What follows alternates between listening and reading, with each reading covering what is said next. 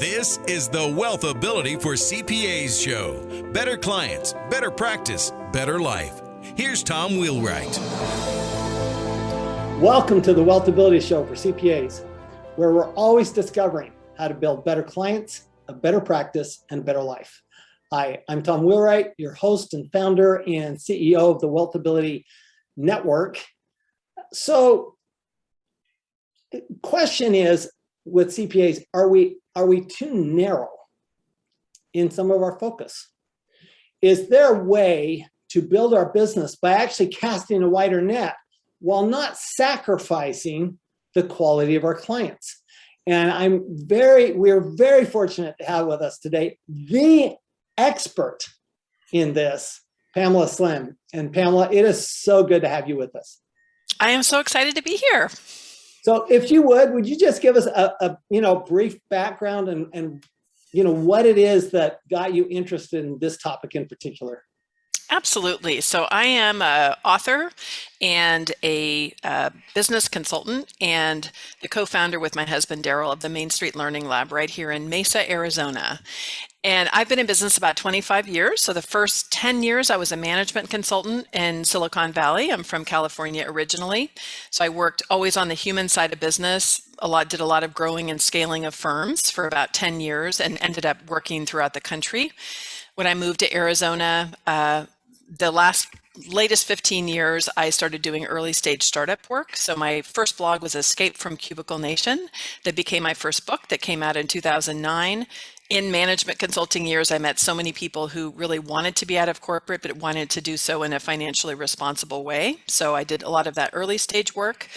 I shifted to do more scaling and focusing on people's body of work, which was the title of my second book that came out in 2014. And then for the last 5 years, we've been actively curating our small business learning lab here, really building community and working with a particular method of working with clients that is now The Widest Net, which is my latest book that just came out about little under a month ago. That's awesome. Thank you. And congratulations. I understand your book keeps winning awards. So that's fantastic. Thank you. We're excited. Well, it's been nominated. We'll find out if it's winning the categories. Just ask any actor. It's all the same, right? That's right. So I want to start with just kind of the premise of the book, because a lot of our listeners are members of our network, or they listen to our show on a regular basis. And I'm constantly talking about, well, you want to be really clear on who your client is and who's the right client for your firm. Because I know when I started, and I started my first firm 25 years ago, and this was after, so I'm 40 years into this. So, so I'm really old. And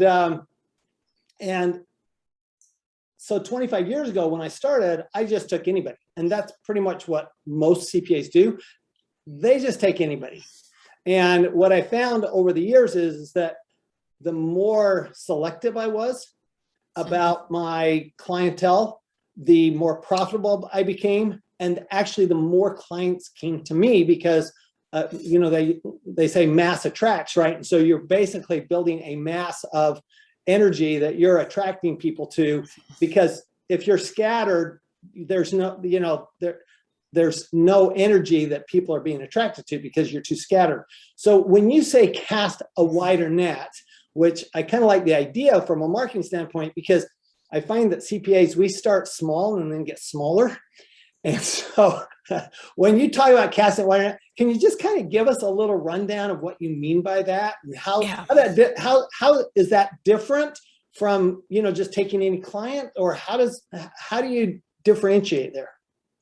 So let me start just with a bit more the philosophical underpinning, the big idea that I think will be helpful, and then we will make sure we get extremely tactical, because I love tactical things to help your folks get clients like today and tomorrow. From a big picture, I really juxtapose the idea and the framework in the book with what I call empire culture. In empire culture, we're taught a lot in business. We actually use that language sometimes. So we're building our own personal empire. So everything is just about creating your firm. And in that case, when you talk about casting a wide net, people just think of doing a whole bunch of different marketing activities all over the place to just beg, borrow people to come visit you and buy your stuff, which by definition we know is not very effective. For a lot of people that I work with that might be more introverted, that might not necessarily want to be the cult of personality where they are the center of the empire, it also doesn't really feel right for them to constantly be putting themselves front and center and just pulling people into their business. The framework for the widest net is based on an ecosystem model. And so in the center of the ecosystem is what I hear you describing is a very clear and firm definition, which is one of the chapters in the book, about who exactly your ideal client is. And in particular, it would be defined by a problem or challenge that a client has. So in the context of your business, it could be somebody who has really built a very profitable business. They're just getting ready to sell, and they might need to be working on specific things in order to tell the story, to sell their business in an effective way, as one example. Or somebody else might work with people just starting their business where they're getting the operational processes in place.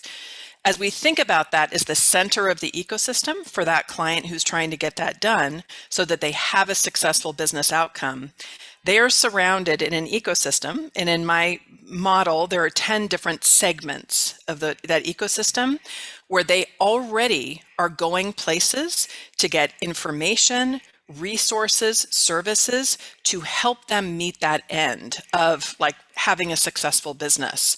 And so in my model, it's more about doing a strategic analysis of saying, in this big ecosystem, where are key watering holes? So places in person or online where you could meet one-to-many, whole bunch of people that fit that ideal profile. So instead of just casting a net and reaching a bunch of individual people to come to your empire, you're actually doing a very strategic, focused way in which you can be connecting one-to-many with a lot of different customers. Ironically, I used an example in the book about associations of CPAs. So one segment of the ecosystem wheel are associations. If I chose as a business coach to solely focus on like the International Association of CPAs, I could have enough business for generations for my kids, right? Because there are so many people who are gathered in that spot. So that the key that we can explore really tactically is by wider net, I mean, how can you understand the ecosystem of companies, service providers, associations, media hubs that are also helping your ideal client to solve their problem? And how can you make a choice about strategically aligning with them? So see, I knew this was going to come to a really good place here, Pamela, when we started talking before we started the podcast, because we actually are building our own ecosystem. We just decided we're going to build our own ecosystem. One of the challenges, again, in our profession is that there's this whole sense of, well, you know, if I cooperate with somebody, or if I kind of feel like I'm in that ecosystem, I have to be the only one in the ecosystem. It's like, I remember years and years ago going to the Tempe Chamber of Commerce, right? So we live down the street from each other. So you know what I'm talking about. And you go to the Tempe Chamber of Commerce and you go, man, I just hope there's not a CPA there, because another CPA, because I'll be competing with them, right? In the Tempe Chamber of Commerce. And, you know, it took me a while before I figured out Tempe Chamber of Commerce is not the place for me to be in the first place, because that's not where my ideal clients are in any case. And there's a better way to market than, you know, meet and greet and glad hand. And I'm actually not very good at that part. So what we decided was we're going to build a network of cooperative CPAs. So we actually don't compete with each other. And we share ideas with each other. We help each other. We actually, we do a lot of marketing for our CPAs because that's actually something we're actually pretty successful at. And, but I'm always looking for ideas, which is another reason I love having marketing people on the show, because I'm the student here. But we also look at, for example, I look at people like, okay, well, the financial planners, well, you know, those are, they're going to have the same, they're going to have the people that we want to be around, right? Or the life insurance agents, they're going to have people we're going to want to be around, or the attorneys. I think, though, you mentioned one thing that really kind of struck home is this one-on-one versus one-to-many. And it's actually something that we've done quite well. I'm a co-author. I'm an author as well, and my book's been cast a very wide net. It's been very, very fortunate. I've been very fortunate to be able to cast such a wide net, and but one-on-one is just really slow. I mean, it's really painful, and I've actually never gotten it to work very well. People will say, "Well, I get all mine as referrals." I'm going, "Well, you're probably not growing fast enough, or as fast as you'd like to, if they're only coming from referrals." So, because what you'd really like is the referrals from the referrals from the referrals from the referrals. So, as you cast that wide net. So, what are some ideas when you think about that one to many? What are some simple things to do that are beyond, say, getting on stage where people might be scared to death of doing something like that? For sure. So the discerning factor, and this is part of what in the really the first third of the book, as you look at the model of how you can begin to discern and align places that would be a good fit for you, is where you are clear about your mission, the bigger mission of what you're trying to do that might be shared with other service providers. You know about your values. You and I have been in business long enough to know there can be a client that has a problem we can help them solve, but if they're not aligned with values in terms of how they do business, it can be really hard to make that work. So you want to be clear about that. You want to have a really clear audience definition. And then some core places that really work one-to-many I've found can be associations are amazing. There are many different ways that one can work with associations. You can work in submitting an article for publications. You can do webinars if people are a little bit more cautious about stepping on stage. I've done amazing webinars, both with associations where I've had thousands of people, none of whom I had to personally invite, because I would partner with the association saying, hey, let me do a webinar on tiny marketing actions. And they would bring their audience together. I would provide value to them. They would benefit. All those people would get to know about me. Or in many cases, when you look at complementary products, you and I know here in Arizona, we have two big companies we have here, Keep, that's formerly Infusionsoft, and then GoDaddy. I've done so much work throughout the years where when you think about it, their customers are mine. They're also yours. They're, CPAs. Every single business owner needs a CPA. So I've done lots of series of webinars with GoDaddy for their customers. I've created content for Infusionsoft. I've been on their podcast. And these are ways when you look at companies that have large numbers of ideal clients, because of the specific focus they have, you can actually get quite precise depending upon the niche that your listeners have.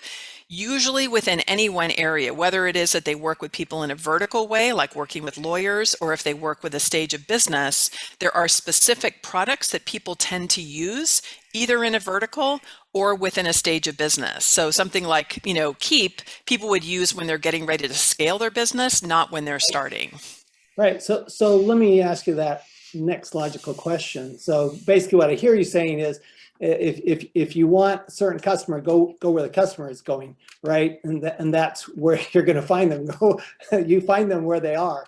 Not go where somebody else has already taken the time to gather them. Exactly. Yeah. So how do you go about identifying, those places? Like, so I will be. So this is okay. A little transparency here. So we use Keep. Mm-hmm. It never dawned on me until this minute. Think, well, they'd be a great place to go. So how do you get through that thought process where you're going, okay, so how do I get to those? Because this is what when I go back to your book, The Widest Net, Untapped Markets, Customers in Front of You, these are ones that you haven't thought of. So how do you think of things you haven't thought of? There is an iterative process, and I call it the accordion principle, because in order to go really big and strategic, sometimes you do need to do some strategic analysis. As I said, do the foundational work of mission, values, audience description, clarity on offers. Then one of the easiest ways to begin to research it first, you empty your own mind of those connections that where you notice. I always use in the service provider what I call the PB&J category. So highly complementary, non-competitive service providers. Yeah, attorneys, financial planners, graphic designers, copywriters. I mean, you and I know the same list, literally. And when you think only in that particular slice, every one of those has associations usually, and that could just be a very fruitful way.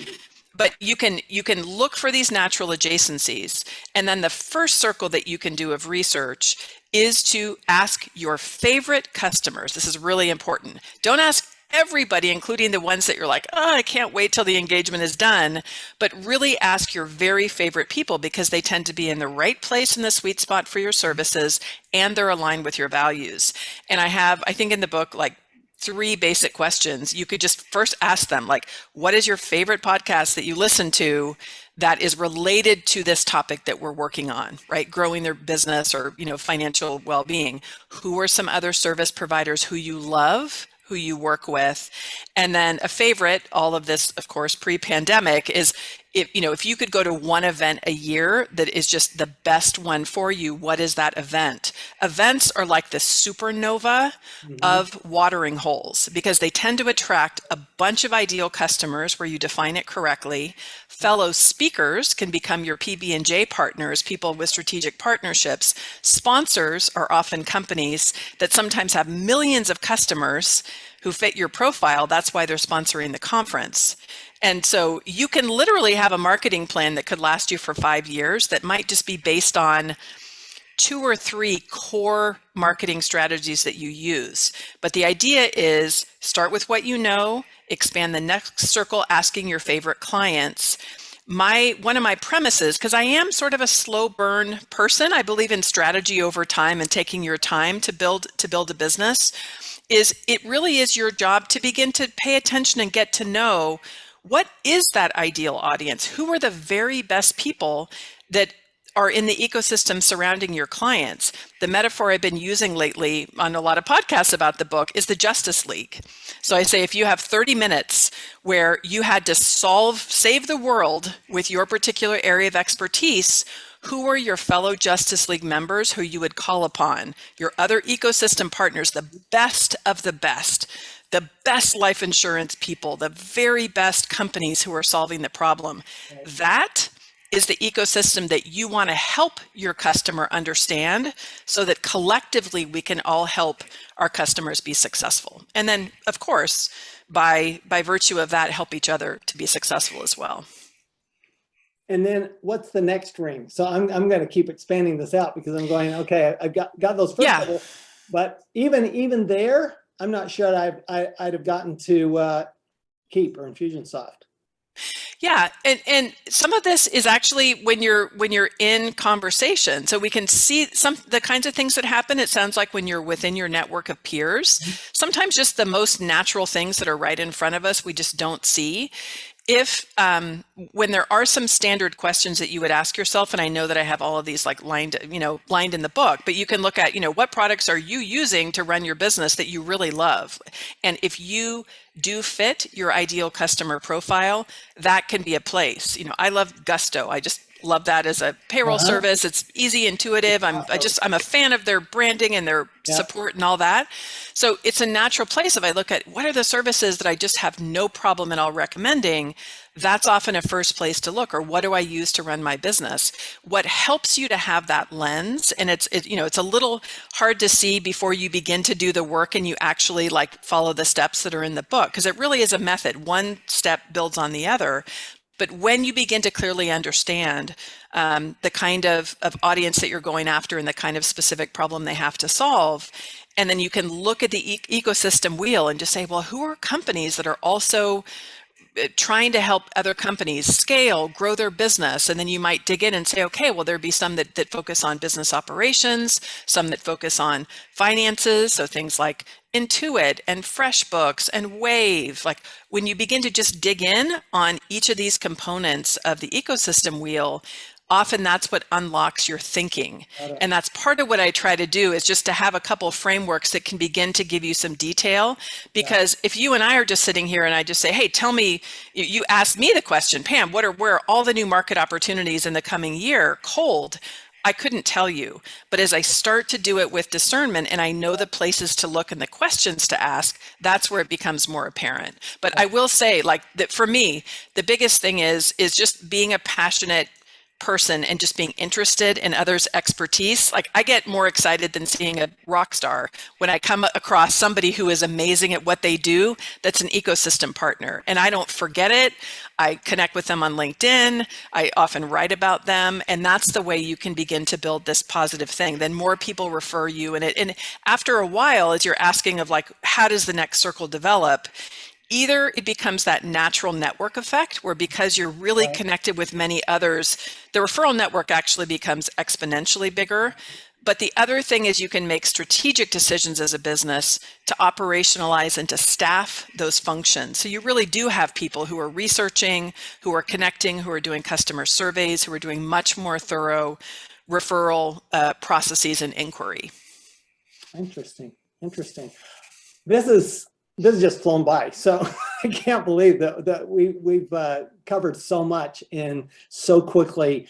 Let me ask you because you keep talking about tiny marketing steps, and this is one. I don't know if this is one or if this is just the big picture, because I love the strategy. We focus a lot on being strategic, and I love the values because I think that's critical to have those values. I think the worst thing in the world, I'll have somebody come to me and say, hey, because of course our niche is reducing taxes, right? That's the big pain that we're solving. And somebody will come to me and say, well, I'm paying like $3 million a year in taxes. Can you just handle it for me? I'm going, nope, because I don't do that. I don't handle it for you. I'm a partner, and that's not. And if that's what you want, is somebody to handle it for you, I'm happy to send you somewhere to somebody that might be willing to do that. Okay. Yes. That's not me. Okay. So I think that whole values issue is so important. I always tell people the quickest way to lose your status as a client of mine is to yell at my assistant. That's the quickest way. We're the same person. You I would be like, my assistant, you're done. It's over. There are no second chances there. Okay. So I do think you have to draw some lines there. And when you do, then it just makes it so much more clear as to who you are. And it's so much more clear as to who you want to be around. And some of that comes with a little experience, I think. But of course, our goal, yours and mine, is to help people not have to wait until they have the experience in order to figure this out. Yes.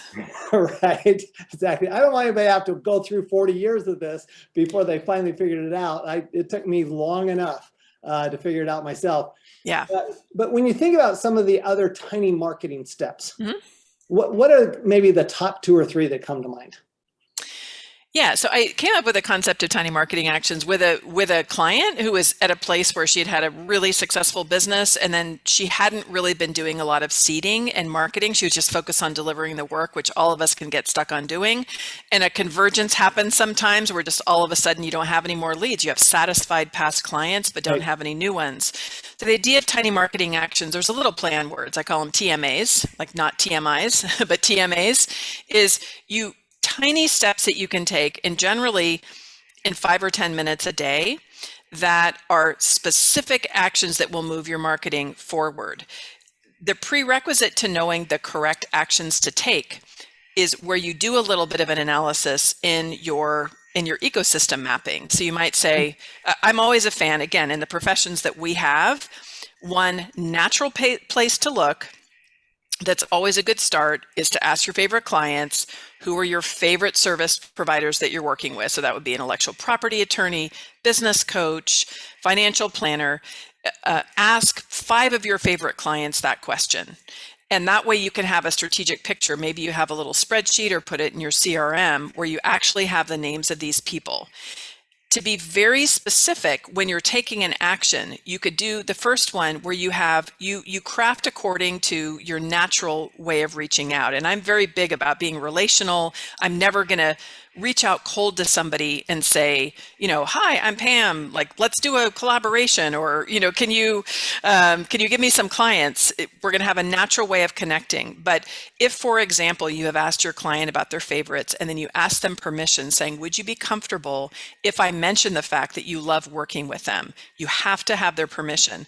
Then in a tiny marketing action each day, you could maybe reach out to one. The first time you craft the message, you're probably going to be putting the general stuff. Hey, I'm working with our shared client. They raved about your services.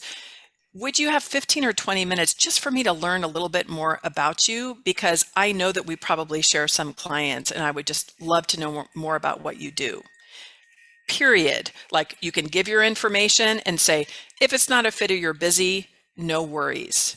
Something like that. Simple, straightforward, not overbearing. If you are planting those seeds, that same kind of draft of email, the next day, you could probably then take the next person on the list and send it. Some people like to do their tiny marketing actions in batches. So they say Friday morning from 8 to 9, they might do 20 of those in a row. I have seen evidence with so many different clients that what makes a difference and what makes it not just something scattershot is where you have done the strategic analysis to say, these are some places in which I know could really make a difference for outreach. And then you implement it in these small actions. So we talked about these peanut butter and jelly partners, service providers to just have a get to know you. If there's a good fit, then you can just look at ways of being aware of each other and doing some referrals. Another favorite thing that I suggest to folks is to look at association. So the same kind of slice, look at your ideal clients, notice an association that, at least some of them might belong to. It's the best if it's something like a national organization, and see if you could craft a very specific topic for either a webinar or a talk that you could pitch to them. If you're not comfortable talking, you could do it in terms of content that they could include in their newsletter. Sometimes it takes a bit of hit and miss to be making the connection. Sure. Certainly if you belong to some of those associations, which is a good idea, it can be helpful, but I've seen a lot of really effective marketing happen that way. I call it being the weirdo in the room. So I would rather be the only business coach in a sea of CPAs if you're my ideal client fit, rather than being in like you said, at a chamber where there's just a whole bunch of different businesses, because by virtue of me being discerning about that space, it doesn't take a lot of those folks in that large setting to reach out to me for me to make it worthwhile. Well, let me ask you about a third one. This is one of my favorites, and it's a favorite I learned. I actually have a really good friend. He's a terrific marketer, young guy, and what I've noticed about him is he's probably the only person I know that never asks for anything. Always it's, how can I help you? What can I help you with? Mm-hmm. And so you're always, by doing that, you're always thinking about him, right? So, I mean, I wouldn't be thinking about him if that weren't the case. I mean, I call him up. I said, I'm going to be in your town. Can we, go to breakfast? Just love to, catch up. Yeah. First thing he does. So what's going on? What can I do for you? How can I help you? Yeah. So tell me about, I mean, have you had that experience as far as from a marketing standpoint? Because I haven't seen a lot of people behave that way, frankly. I find that very unusual. Yeah, I love that. To me, I always really look through the lens of where that probably is a really sincere expression of who he is as a person and his values, which is a really beautiful thing. It reduces any kind of anxiety that people feel from like having an ask, and it can be something that is really service focus that also can be a good way to gather information. If he's doing that with peers and colleagues, he's going to be learning about, well, this is my biggest problem. If you could help me do this, which is a bit of market research. So it can be really strategic to do that. And so in general, I really like to have like much more offering to help and being consistent. I will say when you develop deeper relationships, there is something that is powerful about being able to ask from peers and partners what it is that you need, and to do it in such a way that completely leaves them off the hook. So I just released a book, as you know, where I have to get endorsements, and then I have I had a launch coming up, and so I was reaching out to friends. I have many friends who I've known for years. I've blurbed their books, we've supported each other, but always the way that I would ask, after lots of back and forth, being supportive, texting them, helping when they need to, is saying, look, I'm really excited, my book's coming out. Is it okay, first of all, if I were to send you a copy, if you read it and you find that you connect with it and it's a good fit for your audience, if you could do an endorsement? If not, if you're too busy or if it's not a fit, no problem at all. Just let me know yes or no. It's important in our deeper relationship that we do learn how to support each other by asking for what we need. And I think the context of what you're saying is not necessarily like with a deeper ecosystem partner that you get to know over time. It might just be a general way that you're showing up in order to reach out to people. But in general, like I weigh more towards helping people out. But sometimes it's good for you to be able to ask. On top of that, we all know the massive book influence. And right by our own local professor at ASU here, Robert Cialdini, right, and he goes, look, the reason one of the things that works so well is you give something, and then people have this need for reciprocity, and you don't do it for that reason. I don't believe in doing it for that reason. I think you do it because you really want to help them. But my experience is, because I spent a lot of time doing things for other people, but that's because that's what I like doing. I mean, I'm in a service industry. The fact I get paid is like on top of, you have to do that. But I like serving the clients. I mean, that's what I like doing. So it's easy for me. But to me, I'm always struck when I talk to him about what an easy thing that is for him to do. And I know he's very sincere about it. I mean, there's nothing, I'm doing this so that you'll do something for me. There's none of that ever. It's completely pure. So I just love that one. So this has been terrific. I've made, loads of notes here. I actually have a whiteboard desk that I write on. And cool. That's every wall, every surface in my home is a whiteboard because I'm very visual. So I really we have a huge whiteboard wall. You would love it here because our entire wall is whiteboard paint. You would love it here. I've got one of those. I've got actually several of those. So I love that. I love that. Be very visual. But Pamela, again, Pamela Slim, thank you so much for being with us. It's the widest net. And how do we get a hold of you? We know your book's everywhere, but how do we get a hold of you? So one thing you can get, if you go to my site, PamelaSlim.com/the widest net, the title of the book, I have no email required, the downloadable exercises from the book. So sometimes people just don't want to read the whole thing. I hope you do. But if not, you can just get the workbook that has the exercises from every chapter. And so for those who have been listening, and I mentioned a couple questions you can ask for ecosystem, all the exercises are there. I also have a template for ecosystem, creating an ecosystem map. So you can just get those. But then also, of course, you can get the book anywhere they're sold. I would appreciate it if you pick it up. And you can find me at PamelaSlim.com. Feel free to reach out on LinkedIn. I always love to connect and meet people over there. I love that. I love your generosity. I love that you don't ask for an email address. Frankly, they say that's a terrible marketing thing to do, but I love that you do that. Sometimes you do. You go somewhere and you go, I don't want to get a whole bunch of emails back from this. I just want this one thing, right? And so I love you do that. I appreciate that very much. So appreciate all the lessons here that you've shared with our listeners. And just remember, everyone, you take those, you cast that wider net. I love the circles and being strategic about it. When you do that and you take those tiny marketing actions, that's the term. I like it. You take those tiny marketing actions, what you're always going to end up with is better clients, a better practice, and a better life. We'll see you next time. You've been listening to the WealthAbility for CPAs show. Better clients, better practice, better life. To learn more, go to WealthAbility.com.